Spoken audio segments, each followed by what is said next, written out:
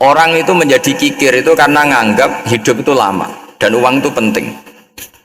Kalau zaman Nabi itu sederhana kalau melihat hidup. Pernah suatu saat Nabi itu punya jatah makan karena Nabi itu hidupnya juga pas-pasan. Jadi Nabi itu unik. Beliau di satu sisi kaya raya, bisa ngurmat Abu Hurairah, Ammar, Suhaib. Ashabu Sufa itu dirawat Nabi semua. Itu kan kaya, bisa ngerawat sekian orang. Tapi di sisi yang lain untuk pribadinya beliau miskin. Kadang nggak bisa makan hari itu. Tapi di saat yang sama bisa merawat ahlus suffah. Jadi keliru kalau orang hanya cerita Nabi itu miskin, untuk makan dirinya aja susah. Itu keliru. Kelirunya kalau tidak diteruskan, tapi Nabi mampu menghidupi ahlus suffah. Sikan cerita jatah makannya Nabi itu dikasihkan orang ketika Nabi ditanya, ya Aisyah, makanan jatah saya di mana? Oh ya Rasulullah, tadi ada orang minta tak kasihkan, maka makanan itu habis. Apa kata Nabi? Kamu salah Aisyah. Yang kamu kasihkan itu justru yang masih. Ya, yang kamu kasihkan itu justru yang masih. Sehingga Nabi menganggap, makanya Nabi terus ngendikan. Ya kalau mukhatabnya lelaki ya kira-kira begini.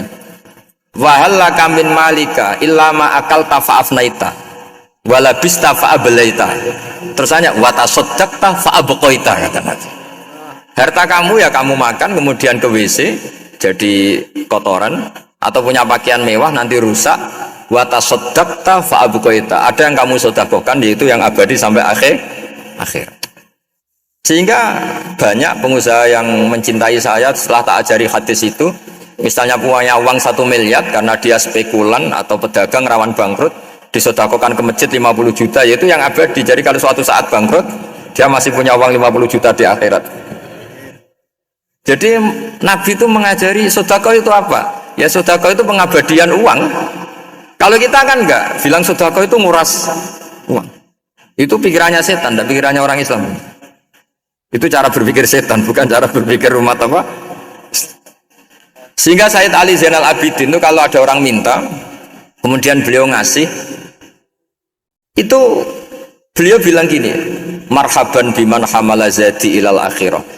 Matur nuwun nggih jenengan sembeto sangu kula nada. Jadi dianggap teller saja. Orang yang minta uang beliau itu dianggap tukang nyatet bank ini. Karena sudah ditabungkan. Ya sudah. Kalau kita kan enggak. Wah, pengemis tuh ganggu gini-gini. Kecuali pengemis profesi ya mungkin kita agak-agak enak. Pada zaman akhir itu ada pengemis apa? Profesi. Jadi repot teman.